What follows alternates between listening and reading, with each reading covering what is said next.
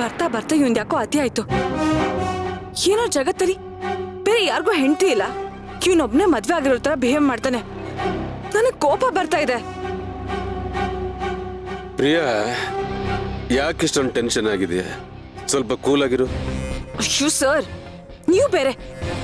ನನ್ಗೆ ನನ್ನ ಶತ್ರು ಖುಷಿ ನೋಡಿ ಹೊಟ್ಟೆಲಿ ಬೆಂಕಿ ಬಿದ್ದಾಗ ಆಗ್ತಾ ಇದೆ. ನೀವು ನೋಡಿದ್ರೆ ಕೂಲ್ ಆಗಿರು ಅಂತ ಹೇಳ್ತಾ ಇದ್ದೀರಾ?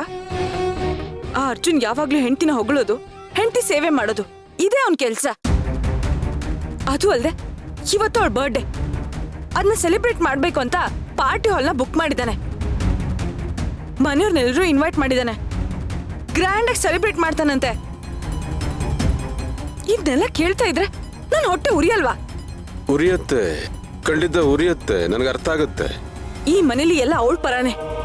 ನಾನು ಏನೇ ಮಾಡಿದ್ರು ಯಾವ್ದು ವರ್ಕೌಟ್ ಆಗ್ತಾ ಇಲ್ಲ. ನನ್ ಗಂಡ ಅವಳ ಸೇವೆ ಮಾಡ್ತಾನೆ. ಅವಳ ಗಂಡ ಅಂತೂ ಇವತ್ತು ಎಲ್ಲಿಗೂ ಹೋಗಲ್ವಂತೆ, ಅವಳ ಹಿಂದೆನೇ ಇರ್ತಾನಂತೆ. ಅವಳನ್ನ ಕರ್ಕೊಂಡು ಶಾಪಿಂಗ್ ಹೋಗ್ತಾನಂತೆ. ಸಂಜೆ ಹೋಗಿ ದೊಡ್ಡದಾಗಿ ಸೆಲೆಬ್ರೇಷನ್ ಮಾಡ್ತಾನಂತೆ. ಇದನ್ನೆಲ್ಲ ನೋಡ್ಕೊಂಡು ನನಗ್ ತಡ್ಕೊಳಕ್ ಆಗ್ತಿಲ್ಲ ಜೆ.ಪಿ. ಸರ್. ಈಗೇನು ಆಸೆವಂತೂ ಖುಷಿಯಾಗಿರಬಾರ್ದು. ಆ ಅರ್ಜುನ್ ಇವತ್ತು ಮನೇಲಿ ಇರಬಾರ್ದು, ಅಷ್ಟೇ ತಾನೆ? ಅಷ್ಟೇ ಅಲ್ಲ ಸರ್, ಇವತ್ತು ದಿನ ಪೂರ್ತಿ ಅವನು ಮನೆ ಕಡೆಗೆ ತಿರುಗು ನೋಡ್ಬಾರ್ದು.